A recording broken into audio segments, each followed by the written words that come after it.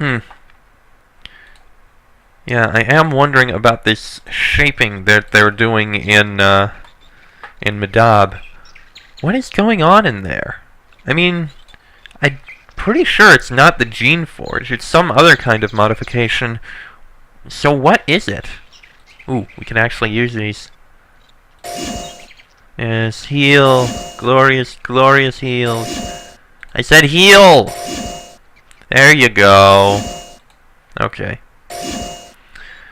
Now, let's talk to this McNulty. You meet the leader of this camp. Even by Shaper standards, this man looks very world-weary. He doesn't want to be here. He doesn't want to be doing what he's doing. But he does it because that's what the Shapers want. You instantly recognize the type. I knew you would find your way to me, young apprentice. We are all surprised by your skill and your persistence. I am McNulty. I am here to assist you. What is this fort here for? We're just fighting for the Shapers and our laws as best we can. I am bringing the fight to the Barzites. They seem to be the ones that are breaking our laws in the most harmful ways. What are the Barzites doing? They are using forbidden techniques to improve themselves. They are shaping their own bodies, making themselves stronger and stronger without limit. Why is that so harmful? Any shaping can be unpredictable. Any shaping, even the safest seeming one, can have harmful effects. But what the Barzites are doing is pure wrongness. The human form is not strong enough to handle that much power. It brings arrogance and madness. The Barzites simply cannot control that which they create. They can't control their creations, and they can't control themselves. So the explanation this guy is giving is, you can't handle the power. You take all that when you can't handle it, and you're just going to lose control and go crazy. I'm not sure if that's really true or not. How do they shape themselves? They use techniques found on some place called Susia Island. I don't know what. I don't want to know. It is all forbidden and for good reason. What faction are you allied with? He looks down at the ground and smiles. What faction? With the Shapers, with the Council, with our laws. You are not allied with any of the factions yet. This is perhaps the most difficult path. It denies you their help, but it does not require you to deal with the flawed, with those who break or have broken our laws. If I didn't join one of the factions, what would be the best thing for me to do here? Be guided by the wisdom of our people, of our laws. See who is violating our most important principles and threatening our kind, and destroy them. It is the only way. Who should be destroyed? First, Barzal in Rising. He is truly dangerous. He must be stopped before his magic flies out of control. Second, the Takers have 3 drakes named Rakus, Akat, and Yas. They are cunning and powerful, and have developed the ability to perform their own shaping. I believe they are working on deadly experiments. They must be stopped. If they and Barzal were somehow slain, then you might be able to prevent the upcoming disaster without joining any of the factions. Learned Pinna in Madab can be left alone, I think. She is foolish, but the Shapers will deal with her in due time.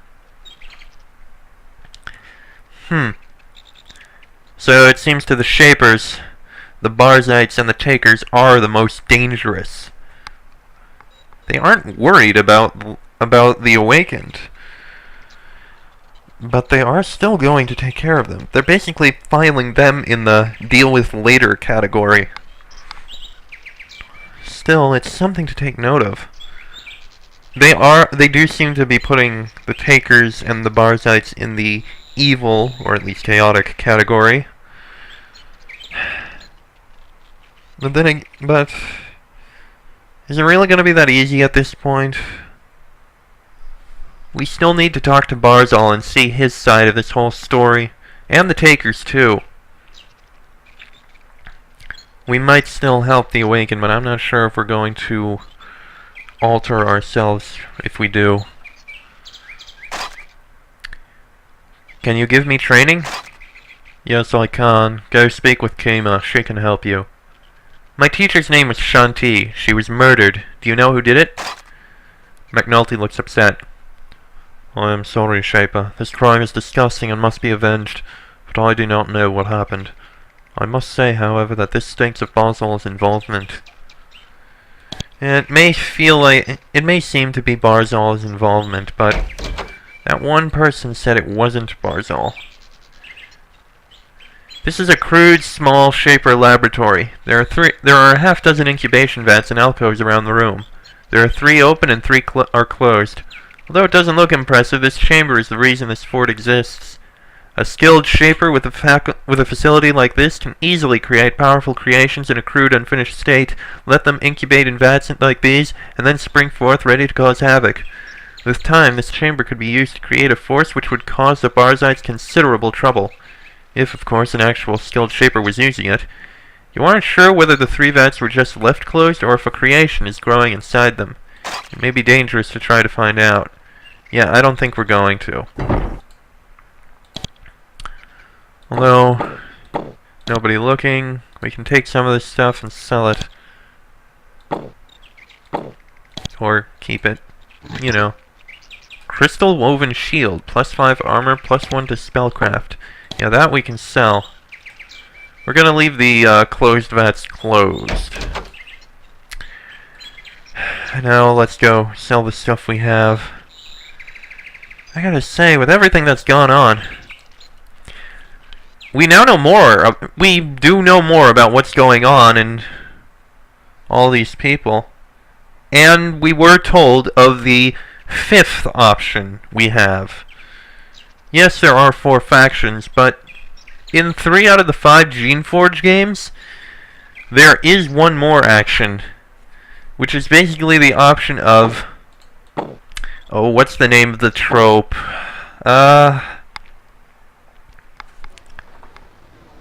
Omnicidal neutral. Yeah, that's the name of it.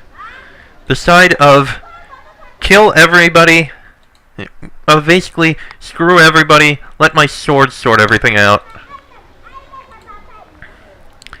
If you die, kill everyone, and if you manage to escape, fine, you survive. Yeah, not really the best option in many cases, but sometimes it really is. Well, except for when it doesn't work, but that almost never happens. Let's see, sell the gemstones, sell the vat boots, sell the crystal woven shield, sell the silver ring. Yeah, we're good. And this one's almost out of coin. Still, now we know every side. The Awakened, who the Shapers don't really care about right now, they have bigger fish to deal with. The Shapers, who just want to take control of everything. The Barzites, who allegedly are looking for power for the sake of power, to a dangerous degree. And the Takers, who just want to kill the Shapers, allegedly. And, of course, the side of kill everyone. With what we found out the Awakened are doing, and how they're behaving, and with just how controlling the Shapers are, and with how we know everyone else acts, if nothing else, Geneforge 2 does do a fairly decent job of making you feel that killing everyone is a completely valid and understandable option. It's a little attractive, if nothing else. Still, I am who I am, and we are going to talk with every side before we decide. We're going to have to start with talking with the Barzites. We will talk with them, find out Barzal's side of this whole story, then find our way to the Takers. But that'll be another time.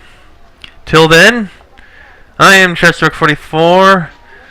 That is Emil. Oh, actually, now that I think about it, we do need to name that little Artilla.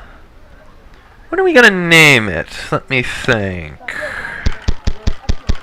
You know what? I'll name it after someone who, even though they haven't been posting comments in certain places, I know they've still been watching this intently, following along, even if they're not up to this point yet, and they've been enjoying it, I know. So I will name this Artilla Vavik.